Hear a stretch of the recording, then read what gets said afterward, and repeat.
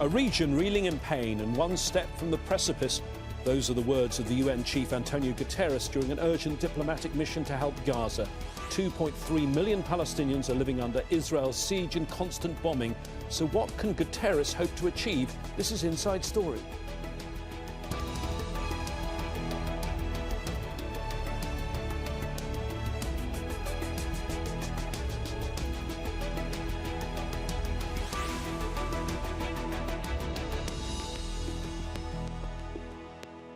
Hello again, I'm James Bays. The UN plays a vital role for the 2.3 million people living in Gaza. The majority of them depend directly on the aid it provides. But the toll of suffering and death is worsening daily. Israel's bombing of the besieged enclave has killed more than 4,000 Palestinians, many of them children. The US and Western leaders have reaffirmed their support for Israel, with Washington pledging more funding for bombs and other weapons. The deepening catastrophe has brought UN Secretary-General Antonio Guterres to the region on his own diplomatic mission. His first priority to try and get some relief for the people of Gaza. Yesterday, I went to the Rafah border crossing. There I saw a paradox, a humanitarian catastrophe playing out in real time. On the one hand, I saw hundreds of trucks teeming with food and other essential supplies.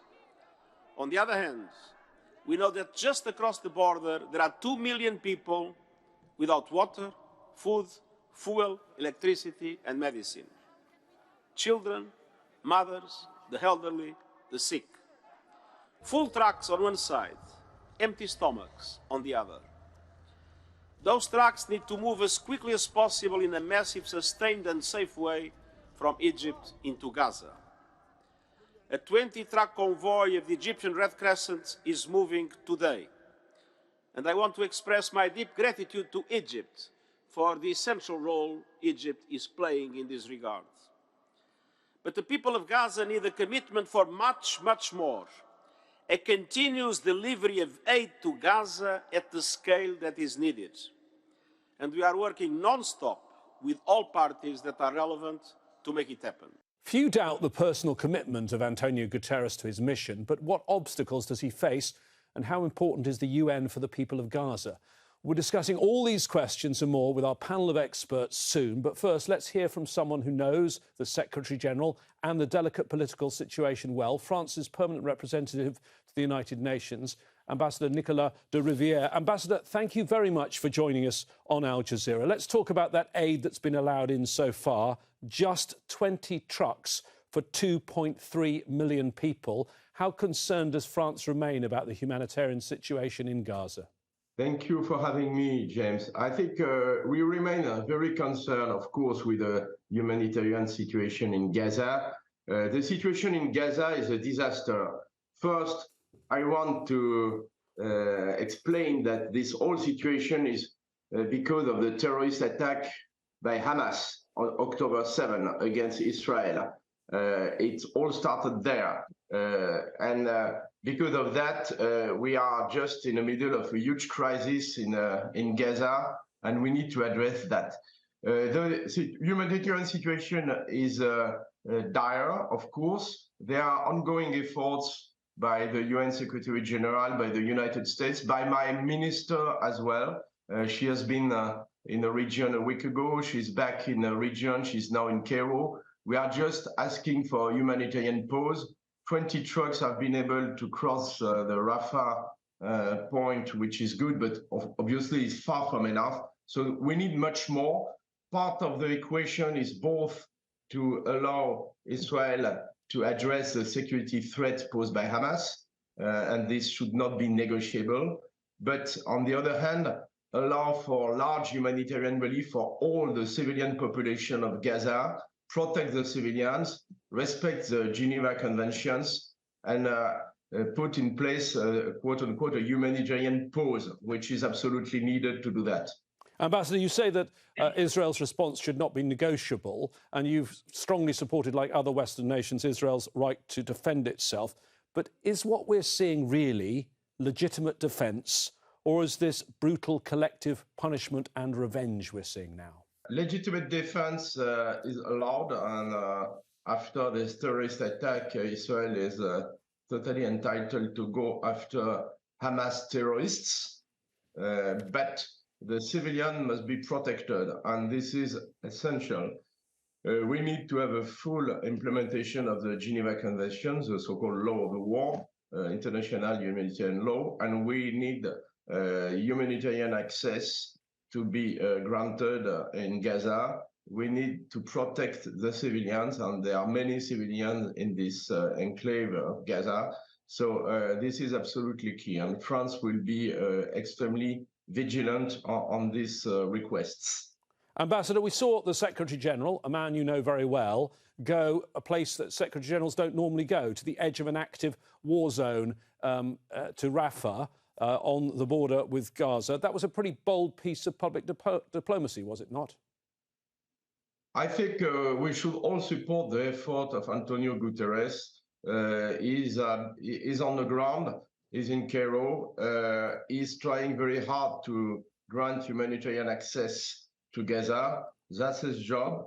In parallel, I think we should really get back to the Security Council to make sure that this body makes a decision on the issue, both on this legitimate defense issue, condemning clearly the attack by Hamas, because this is the reason why we are there today, and also protecting civilians, granting humanitarian access, respecting the Geneva Conventions, and also referring to the two-state solution, because at the end of the day, it will not be resolved by humanitarian access and retaliations. We need the parties to sit at the table, and we need to relaunch a credible Middle East peace process. There hasn't been one since 2014. Well, let's bring in our panel of guests to discuss this further. Mansour Shouman is a human rights advocate and resident of Gaza. He joins us from Khan Yunis. Francesca Albanese is the UN Special Rapporteur on the occupied Palestinian territory. She's joining us from Washington, D.C. And Donatella Rivera is the Senior Crisis Response Advisor at Amnesty International. She joins us by Skype from London. Warm welcome to all of you. If I can start with you, Mansour, on the ground in Khan Yunis in Gaza. 20 trucks came in today, just 20 trucks for 2.3 million people. Tell us, what is the feeling? What are things like right now in Gaza? Thank you for having me. When the people here heard that only 20 trucks came in, honestly, there was a feeling of despair and shock, while at the same time feeling that we are all alone here in this. The international community, the powers, so be it, are not caring for the civilians here in Gaza. We are in the 15th day of this aggression on the civilian population. Over 4,000 killed, 15,000 injured. Electricity has been shut off. Water taps have been shut off. And now we are getting only 20 trucks supplying 0.02% of the need after 15 days. Normally, the Rafah crossing border gets at least 150 trucks every day. Multiply that by the 15 days with no supplies. Add to that the hundreds of thousands displaced and consuming the supply rations in other people's food, in other people's area. We are looking here at disaster. We are looking here at human genocide of the 21st century. And people are, they are both mad, fed up, and feel they're all on their own. And Mansour, just to be clear, even though there was this opening of Rafah very briefly for 20 trucks, the bombardment continued even then and is still continuing, I believe. Yes, just before we started recording, the adjacent UN school besides where I'm staying right now got hit by 2 suicide drones. The bombardment is ongoing. It is not stopping. Also, the people here, when they understood what were in those 20 trucks, they were in shock. I mean, there are gloves, masks, coffin wraps. I mean, is this really the most important thing to provide to the people of Gaza at this stage? OK, let me bring in Francesca Albanese now. We need to make clear, I think, as we're discussing the UN and aid and its role, you are a special rapporteur, but we've been speaking about the Secretary-General of the UN. You don't actually work for him. We need to be clear, you're completely independent in your role, and you're appointed by the Human Rights Council. Your reaction to 20 trucks of aid, simple math, one truck for 100,000 people? Good morning, and thank you for having me. I don't think that my reaction can be any different from that of Mansour, saying it's insufficient. And it's insufficient, it's inadequate, although it's necessary. So let me be clear, humanitarian aid is needed, and it has been needed for a long time, even before the 7th of October, because Gaza has been under a 16-year blockade, which had already pushed 2.2 million people in a very critical situation.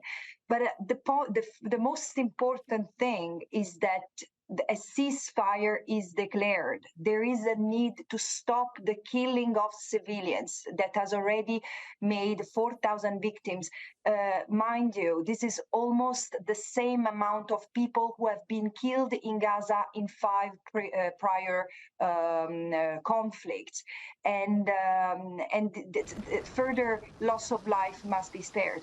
At the same time, humanitarian aid is necessary and needs to enter from all crossings, not just Gaza, including the crossings in Israel, Eretz and Kerem Shalom. There is no reason why this should not happen. And what I also think that what is needed from the international community and this UN Security Council, which is ultimately responsible for the maintenance of peace and security globally, is a robust principle that even-handed stance on this issue, because it's leading not only millions of people in Gaza into the abyss, but it's threatening peace and security for all Palestinians and Israelis, and unfortunately beyond. Donatella, you represent Amnesty International. You are a war crimes investigator. What do you make of the fact that even while they let the aid in, they continued the bombardment of Gaza? And it's continuing, as Mansour said, in the last few moments. Well, first of all, on the aid, because this is really important, the 20 trucks of aid that went into Gaza did not contain fuel, insofar as we know. And fuel is essential to produce electricity, which is essential to purify water and deliver water to people. There is a public health crisis that is unfolding in Gaza with waterborne diseases because people have no clean water to drink. So you know, the 20 trucks is not just an issue of how little went in, but also of what was missing, which is so desperately needed. The bombardments have been going on daily. I've also heard from our field worker in Gaza a short while ago about new airstrikes that have been carried out. Thousands of civilians have been killed and injured. The tragedy is that Gazan civilians do not know where can they go, what can they do to protect themselves and their children, because really nowhere is off limit. Myself and my colleagues have been investigating cases where entire families were wiped out.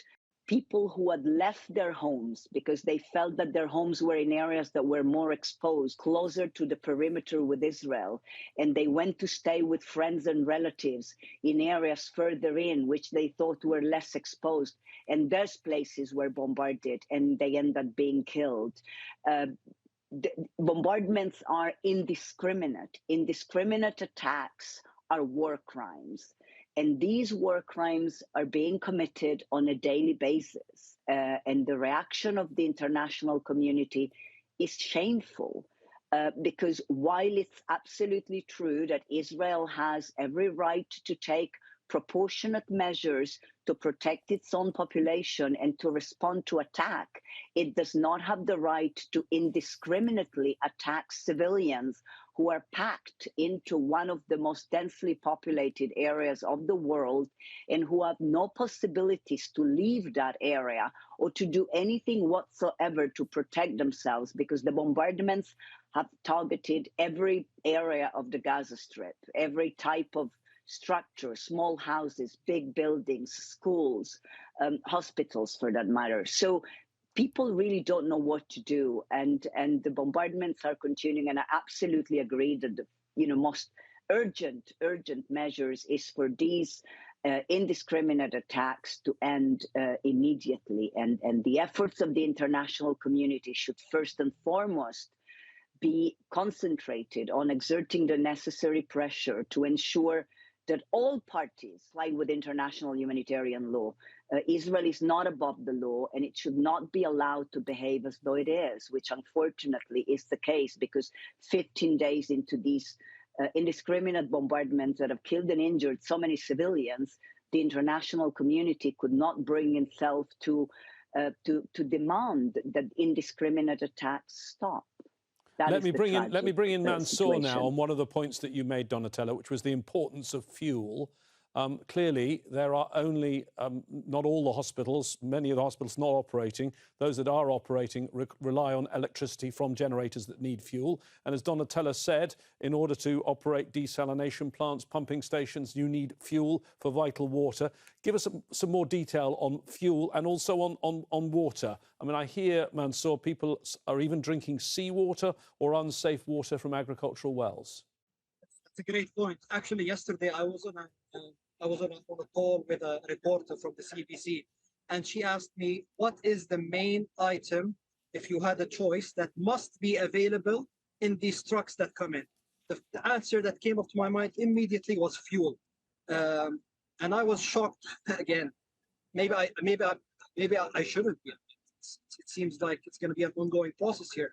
Knowing there was no fuel coming in, that's a death sentence here, because right now there is no electrical grid here in Gaza. People rely on electrical generators that are running on fuel, electrical generators. As an example for that, the hospital that I'm beside right now. So, like you said, the desalination plants.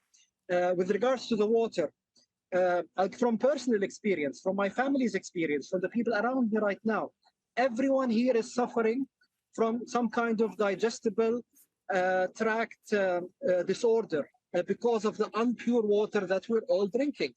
We're all, I mean, it's like your colleague in the studio said, my biggest fear right now is the rise of a pandemic within this very crowded, closed space here amongst 2.3 million congested in open schools, on the street, in crowded homes, with no medication, no clean water, and food that is almost going to run out as well. We are in a crisis, and we need a solution.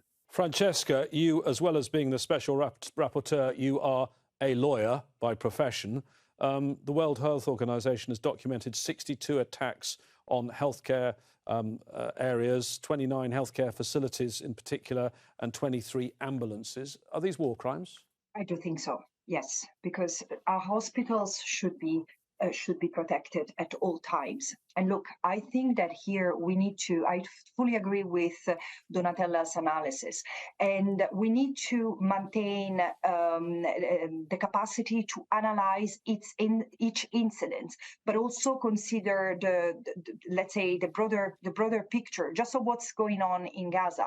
Because again, we have an international community, and particularly Western countries, who have rallied against, who have rallied around Israel and defending and repeating like a mantra Israel's right to self-defense. But we shouldn't forget that the population of Gaza constitutes protected persons under international law. Israel is occupying Gaza. Israel is keeping Gaza under siege and has responsibility toward the Palestinians in Gaza.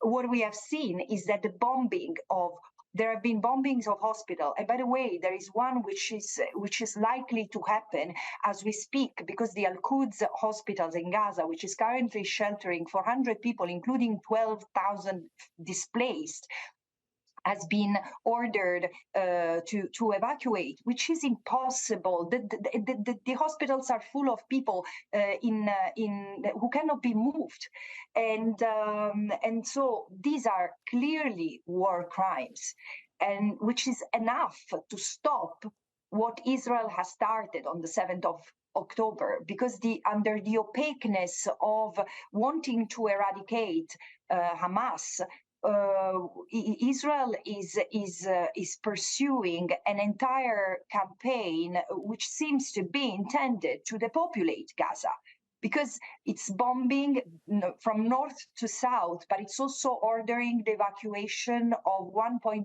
million Palestinians from the northern part of the strip, which is the largest, and leading to an amassment of people in the south. This might amount to ethnic cleansing, and there is an intent that has been declared, because there are various officials who have gone on record saying that the Gazans should go to the Sinai, that there are housing units, and they will receive all the assistance they need.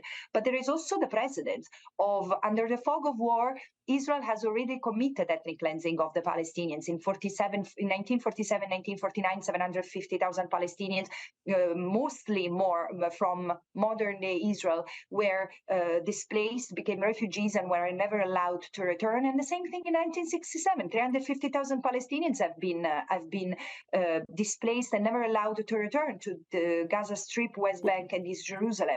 This is happening now as well. On top of the various measures we're obviously, to displace the Palestinians. some of the things we're discussing today are aid and also the role of the United Nations. And as you'll be aware, the UN is operating on the ground with the Red Crescent, one of the few organisations operating on the ground. And it's worth noting that 17 UNRWA staff, that's the agency of the UN that deals with the Palestinians, have lost their lives already. So we know there's very good humanitarian work going on from the United Nations. But also we've seen, to get this very limited 20 trucks in, personal diplomacy from the UN Secretary General, pretty bold in the sense that he went to the edge of an active war zone. Let's just listen to what he said.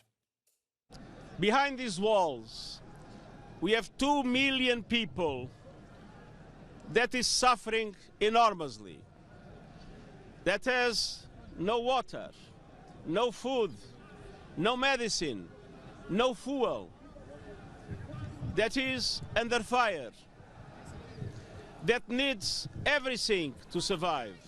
So these trucks are not just trucks. They are a lifeline. Well, that's the Secretary General speaking before those trucks were allowed in.